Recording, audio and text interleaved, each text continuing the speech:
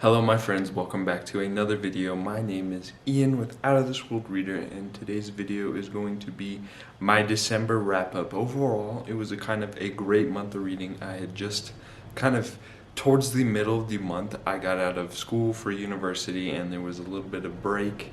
So towards the end of the month, I really dived into a lot of books that I really enjoyed, and I got to more books towards the end.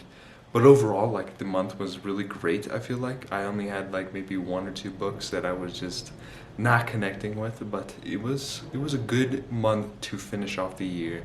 But we have got a lot of books to go over, so I think without further ado, let us hop in with the first book that I finished in the month. And I'm sorry if you hear the wind outside just out of nowhere. A giant windstorm has hit the area. Always on the day that I plan on filming a video, so we're going to try and stick through it. The first book that I finished this month was An Anonymous Girl, and I believe this is by a duo by Greer Hendricks and Sarah Pekiner. I hope I'm saying that right, but this was the first mystery thriller that I picked up this month, and I've been in a bit of a rut with mystery thrillers, trying to get back into that genre, because it is one that I do like to read and enjoy from, and this book did not get me out of that rut. It almost put me deeper into that rut.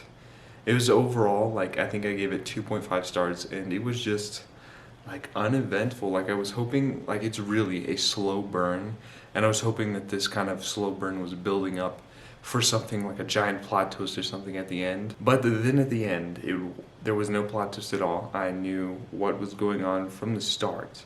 I was hoping that I was going to be wrong about, who was doing what and who was the murderer, if there is that murderer sense.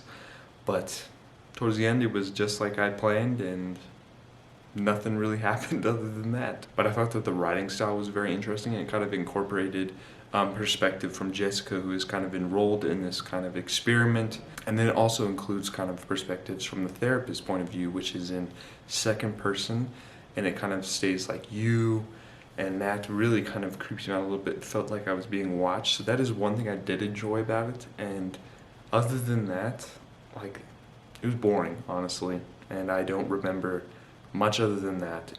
But Jessica enrolls into this experiment that's going on. She needs a lot of money to pay some bills, some upcoming bills, and she just thought that this maybe is her chance to get ahead in life and make a little bit extra money and do this easy experiment. But when she gets enrolled in it, she uncovers that maybe this therapist, this Dr. Shields that is putting it on, is doing some other things in the background and controlling her actions, Jessica's actions, as she goes out in the world. So she can't really trust herself, or whether she can't trust the doctor. So she's trying to go along and piece together what's really going on with this experiment, what Dr. Shields wants with her. And that's about it. And it was really boring, honestly, so I wouldn't recommend it, but it might be for you. You never know. The next book that I picked up was my favorite book of the year. It received this award in the Out of This World Reading Awards. It received 5 stars. That was A Shadow of the Gods by John Gwynne. This was outstanding. I loved just the Norse-inspired world that was in here, the aspects of the gods fallen, and these war bands and mercenaries going around hunting their bones, and there's powers influence or incorporated into the bones, and then there's also children of the gods that have their blood and their abilities. I thought that was so cool. Skyrim is one of my favorite video games ever, and I don't know why, but every time I think of a Norse-inspired fantasy or anything, I always connect it to Skyrim. So that is another thing that I enjoyed about this. But it felt really character driven in the beginning. You follow these 3 perspectives as they're going on their own path and trying to achieve and accomplish something, or get something out of their life. And then you're just really gonna connect with them through the story as they go along this world, uncover more about what's going on, and you uncover more about them as well. And then towards the end, it switched to just a deeper plot and something else going on in the background. And the whole ride was just a joy. But speaking of the perspectives, Orca, she is absolutely crazy. She's badass. She really scares me. In the beginning, I was trying to figure out how she was gonna play a role into the story, but towards the end, or actually in the middle, you discover that she is a warrior. And then Varg, I really connected with Varg because he found this found family with the Bloodsworn as he's trying, and also he's kind of trying to avenge and kind of kill his sister's murderers and figure out like who killed her and what happened to her. And then Elvar, who's kind of trying to find some battle glory and just make her own name in this world and kind of carve her path. And I just really connected to all of them through the story. The fight scenes in here are outstanding. Like John Gwynn actually does like Viking reenactments, and you can really tell. Like I feel like this, I haven't read any of his other series, but I feel like this is, from what I've heard and stuff, that this is where he kind of belongs in kind of more Norse fantasy inspired stuff. But if you haven't heard of this follows 3 different perspectives who are all kind of, like I mentioned, kind of trying to go about the world, achieving something or kind of going about something. You follow Orca, who is kind of like a huntress on a perilous quest. And you follow Varg, who is kind of trying to figure out what happened to his sister and how he can kind of avenge her. And then Elvar, who's just seeking battle glory. And along the way, as they kind of go about these things, they discover that something else is going on in the background. And there's a lot of other stuff going on. So if you haven't checked this out, definitely give it a try, because the second book is coming out very soon, and I will be picking it up as soon as it does. An audiobook that I finished this month was The Vanishing Half by Burt Bennett. This has been a book that's been on my TBR for some time now, and my loan at the library finally came in, and I did enjoy it, and I ended up giving it 4 stars. But in here you follow kind of a whole family kind of generation, but mainly you follow 2 sisters who are both white passing, and they kind of live in this tight-knit community in the South, in the deep South. But you follow Stella and kind of Desiree mostly. But it kind of goes about their past as they kind of go on separate paths, going about 2 different lives. Like Stella, she kind of moves away and marries kind of a white man and doesn't tell him her past or anything like that. And then you follow Desiree, who kind of moves away with her sister, and they kind of then go on separate paths.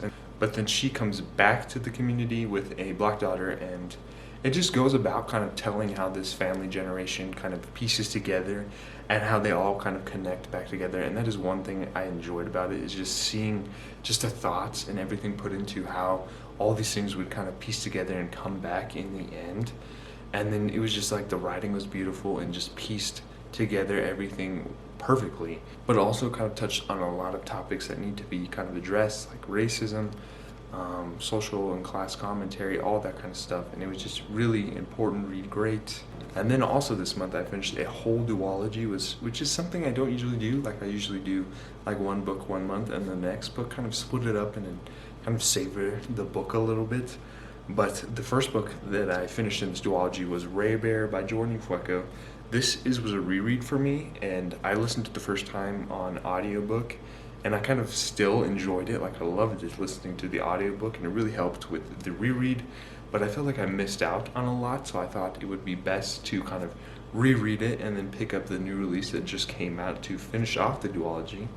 But in here you follow Tarisai, who kind of grows up in a secluded house, raised by kind of scholars and teachers and stuff like that, who are kind of raising her and teaching her everything about this empire, all for one purpose. But that one purpose was kind of installed in her mind by this mysterious lady called the Lady, which is actually Tarisai's mother, and she kind of appears sometimes throughout her childhood, kind of helping her along the way and kind of making sure that she's going on the path to kind of achieve what the Lady wants. And that kind of purpose that the Lady kind of installed in Tarisai's mind is to kind of get onto the Council of 11, which is just like a collection of just kids that kind of grow up with the next Ekendio, who's kind of like the emperor of all the kind of lands. And then she has to kind of gain his trust and then kill him. And that's her only purpose. So she kind of goes about getting onto this council, but she has to like fight those thoughts of kind of wanting to kill Dio and just everything, and kind of finding found family along the way. And it was just a joy to reread. But for a YA, kind of the world building and religion kind of aspects included into this are outstanding. Like it includes kind of little snippets in like songs and folk tales and everything. And it was just a joy to read, and like the audiobook made the kind of songs and everything just more enjoyable. and it was just a blast. The magic in here is so cool. It incorporates like this hallows, which is just you're blessed with kind of different abilities at birth, and they're all so cool. It's got found family, friendships, everything you're looking for in kind of like a little heartwarming fantasy book. But that one got 5 stars, and Redemptor, the second book in the duology, got 4.5 stars, and it really kind of picked off right where Raybearer ended off. I did enjoy the first one a little bit more, but this one was still great. Like, I feel like this one was more kind of political and kind of understanding what's going on with this world as they're kind of trying to piece together everything after the events of the first book, and Tarisai's kind of dealing with everything. But in just like the duology alone, in this book specifically, you just see kind of Tarisai kind of grow up and deal with a lot of kind of real life things. Like in this one, she has kind of thoughts of like depression and anxiety, as well as kind of like sexism and dealing with that, as this is kind of like an empire and is ruled by an emperor. But I feel like these are the things that should be kind of included in the book to kind of show that this does happen out in the real world, and kind of help young readers kind of know that they're not alone and they can get some book help from that. But overall, this duology is great, and I actually want to do kind of just a series review for both of the books because they're just so great and they're a favorite of mine. So if you haven't checked these out, definitely give them a try. This next book that I finished absolutely broke my heart. It was another duology. I guess I finished 2 duologies, but I didn't read the first book. But this was Our Violent Ends by Chloe Gong. This is the sequel to These Violent Delights, which is kind of like a retelling of Romeo and Juliet set in 1920s Shanghai between 2 kind of rival gangs. You got the Scarlets and the White Flowers, and they're going about each other's throats. The first book kind of focused more on just like the monster elements, and I feel like this one kind of had a little bit of the monster elements like in the background, but it was more of kind of like the blood feud between the 2 gangs and kind of the uprising of communism and the kind of rivalry between the 3, and how they're kind of trying to go about normal life with the blood feud going on, and then these riots from communism kind of going around. I love the stakes in here. I felt like it kind of heated up and increased with each chapter, adding more on as kind of like the blood feud kind of got them at the throats, and then just more riots were kind of occurring, and just seeing how the romance between Romeo and Juliet was affected by it was heartbreaking. And then just towards the end with the ending was heartbreaking. it was a perfect end to kind of just a series, I feel like, but it was still heartbreaking. And it also kind of included a romance between another set of characters, was just as precious as well. The only thing that I didn't like about it was kind of the incorporation of Alyssa's kind of perspective. I really wanted to get more from her. I really just enjoyed her character, but maybe in her kind of next spin-off series, she might be one of the characters included. But this is a new favorite, and it is great, so definitely give it a try. For the Biblionauts book club pick for December, it was The Bear and the Nightingale by Catherine Arden, which is the first book in the Winter Night trilogy. And this was perfect for the winter atmosphere, and overall it was really great. I think I ended up giving it 4 stars. But this follows Vasya, who kind of lives in this remote village in kind of the Russian taiga, and her kind of village has lived on these beliefs of the old gods and kind of the pagan belief system. And her mom kind of passes away, but her dad kind of brings in her new stepmom, and with her comes this new religion that's kind of sparking and kind of getting rid of the old gods once they get there. And Vasya kind of has to deal with that as well as some other things going on, and she kind of makes a little bit of a deal with kind of the demon, the snow demon, and then with the help of the snow demon, she kind of saves her village. And the ending was really kind of, I don't know, because it felt like it could have been a standalone and it ended there, but I did just enjoy kind of the atmosphere that this provided and everything like about it. It's just like the folktale of the Russian history and folktales kind of incorporated in it. The writing was outstanding. Like, it just really made me feel cold and chilly and just stuck into my apartment, and that was one of the things I expected from it. But another thing that I was really hoping for, or I was kind of expecting, was just a little bit of more magic and fantasy elements, but it wasn't that much. It also felt like it was really kind of character driven and just following Vasya kind of grow up. And I did enjoy just kind of seeing her grow up, but seeing how she's kind of been growing up with these kind of folktale elements with growing up with her. So I did enjoy it, and I can't wait to just see where it picks up with the girl in the tower. I'm interested because of how it ended, but I did enjoy this. I'm sorry if there is kind of a big change in lighting or anything, or if you don't hear the wind anymore, but I went to kind of edit this video, and the footage for the majority of this video was, it wasn't there. So I'm jumping on here to redo it and go back over a lot of books that I missed. But I think the last one that I finished was The Bear and the Nightingale, so the next book that I finished was The Invisible Life of Addie LaRue by V.E. Schwab. So this was actually a reread for me, and it was actually a buddy read with Ugo, and I just enjoyed it just as much as the first time. It's still 5 stars. I love it. I was a bit worried in the beginning. I tried it as an audiobook this time, and in the beginning I was a bit worried that maybe I was just kind of at that point in my life where I was just, in my reading experience, where I was just giving everything 5 stars, and I was like, maybe it didn't deserve it. But as it kind of continued on, I continued to love it just like the first time. I really just love kind of Addie's story in here, and just understanding how just the bargain that she made with the darkness kind of had its drawbacks and how it's affected her, but just like also how heartbroken I was to see how she wanted to leave her mark. And that is something that I think all of us kind of experience, like we're like kind of all afraid of death. I would think, I would assume that we're all kind of scared of what's next. But I think with her, like with leaving her mark, like I think that's something we all kind of want to leave on. We have to want to leave a mark on the earth, and I just want really connected with that, because I would like to leave my mark on here, on the earth, whether that's being kind of the kindest person I can be, or the nicest, the most giving person, just something to kind of be remembered by. And it was just heartbreaking to see how Addie was affected by that. And I would definitely recommend listening to the audiobook or just rereading this if you haven't yet. I mean, it's a popular book for a reason. I think a lot of people do enjoy just the topics discovered in here, and then just like the little bit of romance between her and the darkness, as well as with Henry. It's just so precious between her and Henry. I don't know, the darkness, I don't know, he's a bit evil, but he's got something else kind of going on with him as well that you kind of learn about through the book. But overall, this is just a great book, and I can't wait to watch the movie adaptation. I believe this just got picked up. I can't remember what producer picked it up, but they're getting it going, and I'm really excited to see how it kind of compares. But if you haven't heard about this, this is following Addie, who's kind of forced into this marriage, and she doesn't want to do that. She wants to go out and explore the world and just experience a lot of things that she doesn't got to experience in this little town that she lives in.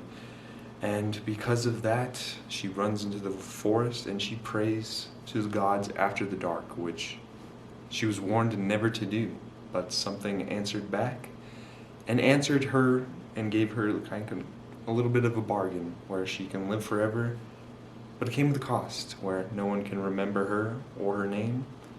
And you just follow her as she goes through all these years, and you kind of piece together the past perspective and the present perspective as she comes across another person who finally remembers her, and together they have a romance, and it's just so great. So definitely give it a read. After finishing that audiobook, I picked up The Push by Ashley Audrain. This is a debut novel, and it just came out, I believe, in November, at the end of November, at the start of December, and it was pretty creepy, honestly. Like, it made me question whether I want to have kids or not because of just the topics discussed in this. But in here you follow a mother who is dealing with the loss of a child, and she doesn't know whether she's actually going crazy or her child, her little girl, her little daughter, is a demon.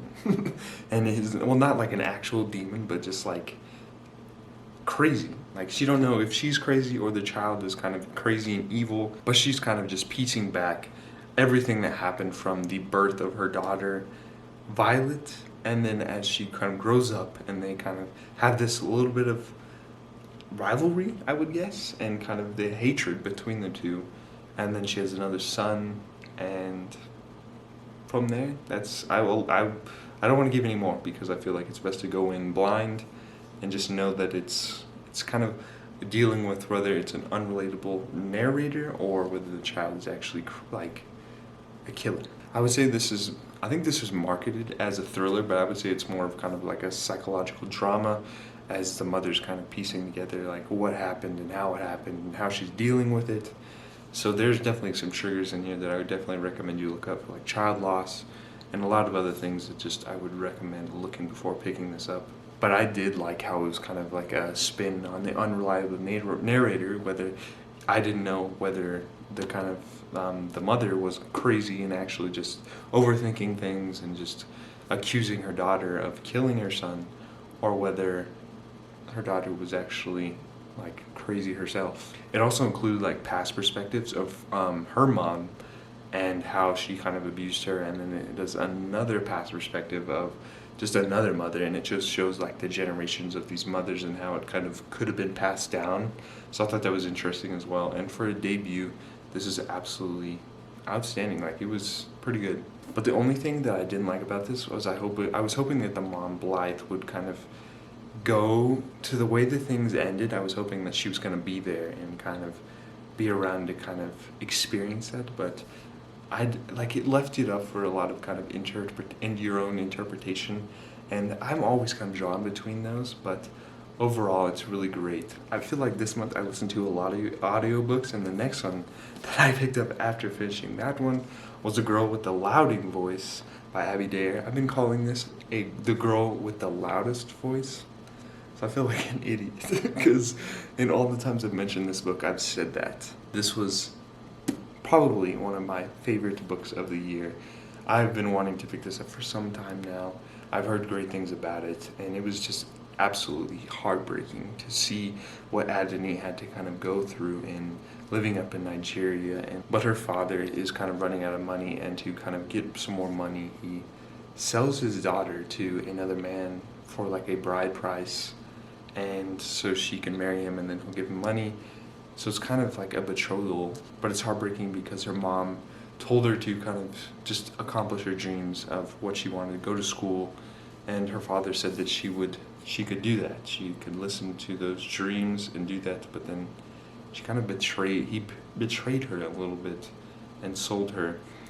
And it was just heartbreaking to see what she had to go through in this household with other kind of wives, and just having to go through those things, as well as kind of going about and trying to get an education in any way she has. And then from some things that occur in this compound that she's living with these other kind of wives, it sets her on a path that kind of sets her in the direction of kind of achieving what she wants and getting an education. But it's not any easier. Like, she has to like go through more trials and tribulations and more heartbreak as a reader to like read what she was going through. It just tore my heart out, and I just liked how this character journey kind of in like seeing Addie kind of adapt to everything going on as best as she could. And like, I almost teared up a couple times because like she was like 14 years old, I believe, and having to go through the things that were mentioned in the book were just unthinkable, and it was heartbreaking. I almost feel like this should be required reading in school, because to show like what goes on in the world and make kids appreciate that they can attend and have an education, like I think that would just motivate a lot of kids, maybe, I would hope. But I feel like that would kind of just show and open up a lot of eyes to a lot of young kids to appreciate what they have here in the States, or just anywhere in the world where they can receive an education. This was going to be like a 4 stars, like the whole book was 4 stars, and then the ending just made it a 4.5 stars, and I would definitely recommend this. And the final book that I picked up this month was Warbreaker by Brandon Sanderson. I have been dying to get into more Brandon Sanderson's works ever since finishing the first Mistborn era. I absolutely love that. The whole series, the whole trilogy was just a blast. And for some reason, I haven't picked up any more of these books. I've had this one on my bookshelves for some time. I even had Skyward on my bookshelves for some time as well. But for some reason, I don't know why, I never picked them up. But I thought it would be good to jump into another one. I believe this is his standalone. Like on the website, it says it's standalone. But the ending definitely left it open for more, and I believe he plans on writing more in this world, so I don't mind. I would definitely love another book in here. In here you follow several different perspectives, but I would say mainly you follow Ciri and Vivienne. And Ciri is going to be, she's forced to marry the God King, who is the ruler of this whole empire. But she is forced to marry him, and Vivienne, his sister, her older sister, was actually supposed to be going to marry the God King, but then last minute her father was like, nah, no, Ciri is going because war is approaching, and he wants kind of Vivienne to stay, but he wants Vivienne to kind of stay because of the war approaching, and he just Ciri was kind of like a little bit of a troublemaker, so he was like, if we're going to lose, if the capital's going to lose someone, it might as well be Ciri. So Ciri's sent to marry the God King, and then Vivienne is going to kind of go back and try and save her sister. Like all of Brandon Sanderson's work, the magic in here was pretty crazy. It involves kind of the aspects of breath and color. So like you draw color out of something, and then you're able to kind of give breath to like an object to animate it and do things. But in order to do that, you have to have a certain amount of breaths, and each like heightening allows you to do more things and have like a perfect sense and everything like that. I thought, like, I want to know where Brandon Sanderson comes up with all these ideas, because like I don't know, like, but every single one of them is pretty cool. And I can't wait to check out more of his works and see what other interesting magic systems he can come up with. The characters were all great in here. I love Tong Fa. I believe that's how you say his name. He's a mercenary. I don't know, every like big brute mercenary, I always think of, what is his name? I can't think of, Dave Bautista and Drax. I always think of those people. Like, those are like the big brutes that I always associate.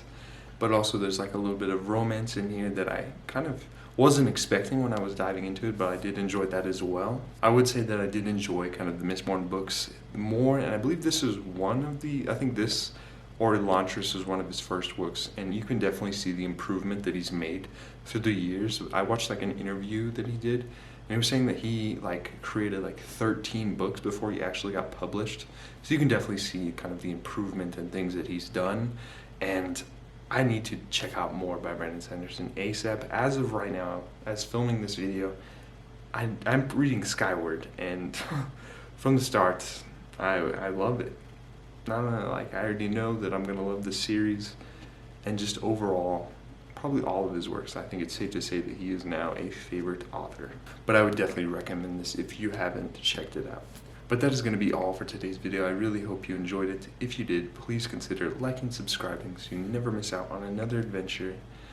But it is time, this is the second time I've done it, but it is time for Ellie to come on here and give you a message. She first wishes you to have a splendid day, but she also says that adventure is out there. So I'll catch you next time. Bye.